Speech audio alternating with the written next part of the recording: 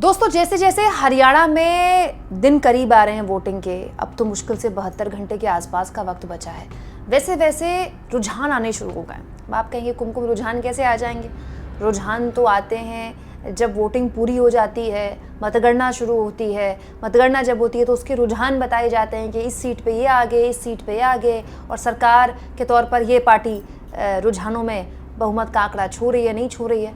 दरअसल वो रुझान तो बाद में आएंगे दोस्तों। रुझान जो हरियाणा के फील्ड से पहले आ रहे हैं वो बीजेपी की शर्मनाक हार, जी हाँ, शर्मनाक हार का एक उदाहरण पेश कर रहे हैं।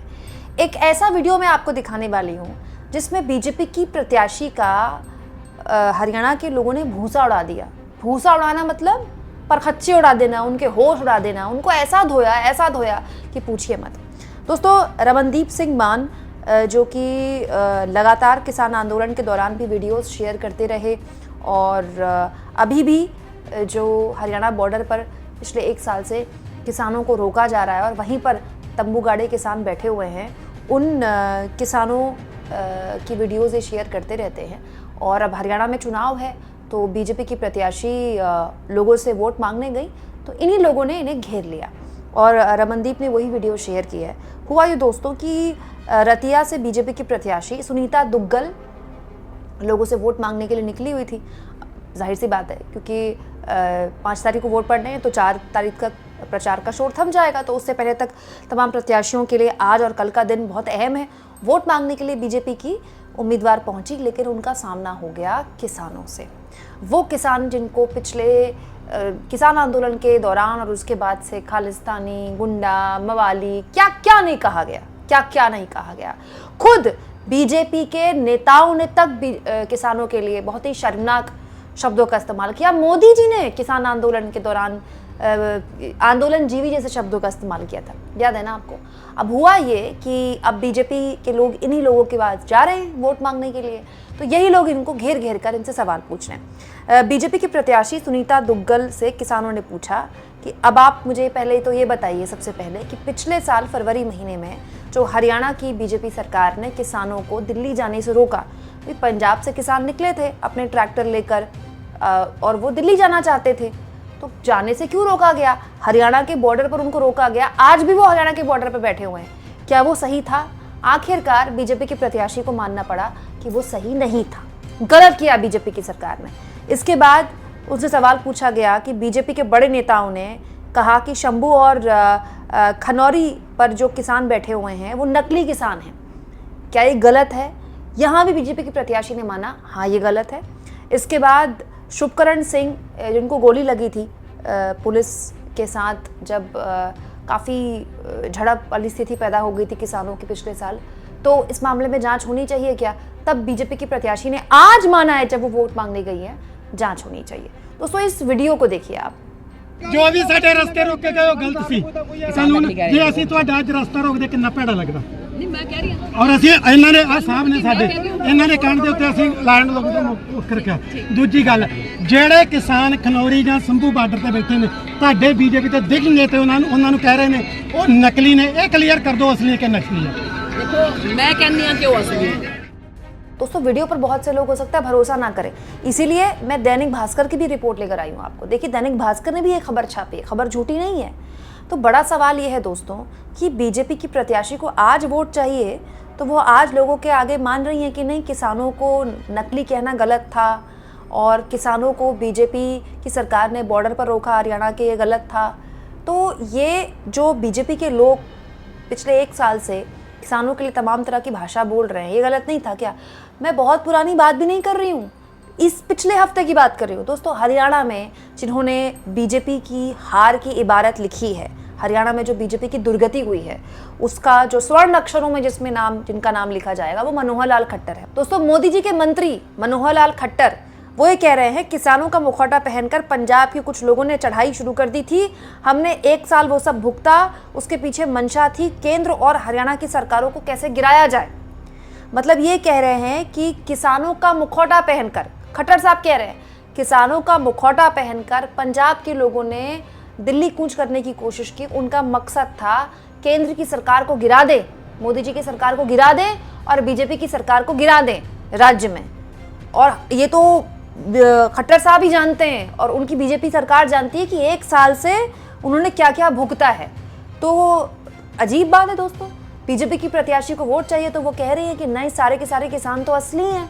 और मोदी जी के मंत्री और हरियाणा में 9.5 साल सरकार चला चुके खट्टर साहब कह रहे हैं कि ये 6 दिन पहले कह रहे हैं कि ये जो सारे के सारे लोग आए तो किसानों का मुखौटा पहन कर आए हैं और इनका मकसद है मोदी जी की सरकार गिराना। दोस्तों, भारत सरकार कोई बनाना रिपब्लिक नहीं है। भारत का लोकतंत्र बहुत मजबूत है। कोई आ रहा है अगर आंदोलन करने के लिए तो उसको आंदोलन करने की इजाजत है। वो आए, दिल्ली में बैठे, क्या 1.5 साल किसान बैठे नहीं, लेकिन सरकार हिल गई क्या?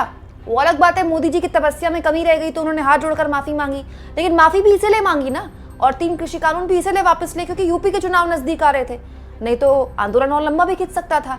लेकिन सरकार कैसे गिरा देगा? कोई आंदोलन सरकार गिरा देगा क्या? लेकिन खट्टर साहब ये कह रहे हैं कि ये जो किसान आए हैं, जो पिछले 1 साल से बैठे हुए हैं हरियाणा के बॉर्डर में, तो नकली किसान है।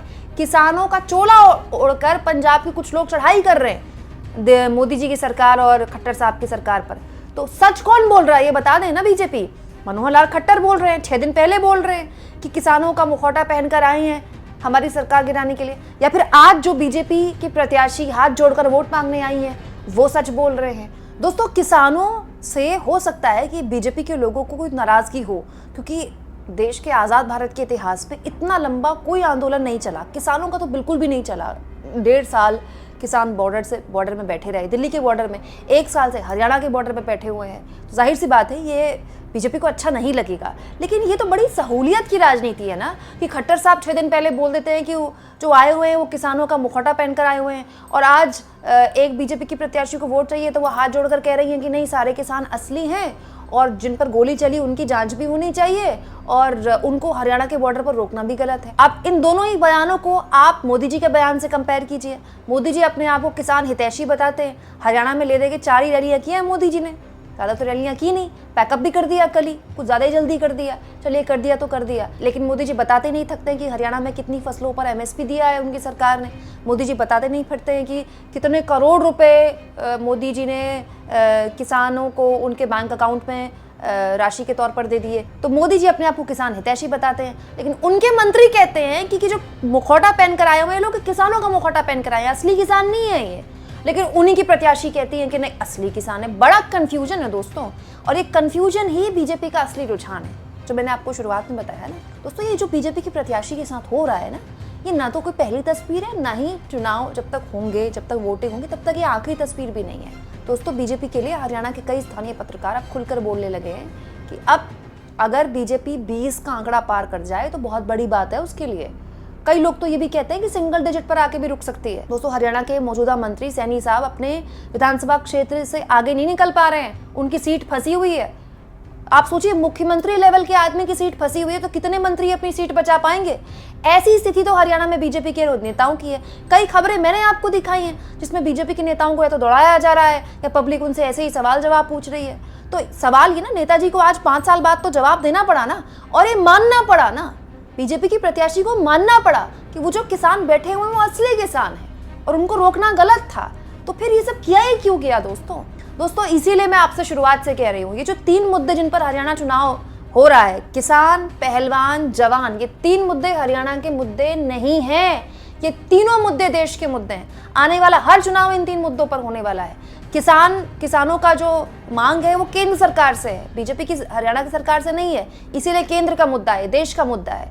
दूसरा, पहलवानों के साथ जो हुआ, पहलवान बेटियों के साथ, महिलाओं की अस्मिता को लेकर जो चेतना है देश भर में, वो देश का मुद्दा है, केवल हरियाणा की बेटी का मुद्दा नहीं है। और तीसरा, जवान, अग्निपथ योजना, वो देश का मुद्दा है, केवल हरियाणा के युवा उससे प्रभावित नहीं हुए हैं। और इसीलिए आने वाला हर चुनाव इन 3 ही मुद्दों पर बीजेपी का लिटमस टेस्ट होगा, जिसके रुझान मैंने आपको दिखा दिए। आपको क्या लगता है दोस्तों? आपका आकलन क्या कहता है? आपका विश्लेषण क्या कहता है? इतनी खबरें आपने देख ली हरियाणा को लेकर, आपके हिसाब से इन रुझानों के बाद बीजेपी कहां आकर रुकेगी? आपका नंबर क्या कहता है? कमेंट बॉक्स में जरूर लिखें, और जितना हो सके चैनल को शेयर करें, सब्सक्राइब करें, और थैंक्स फॉर ज्वाइन। दोस्तों, ये 2 ऑप्शन है जिसके जरिए आर्थिक तौर पर भी आप चैनल के हाथ मजबूत कर सकते हैं।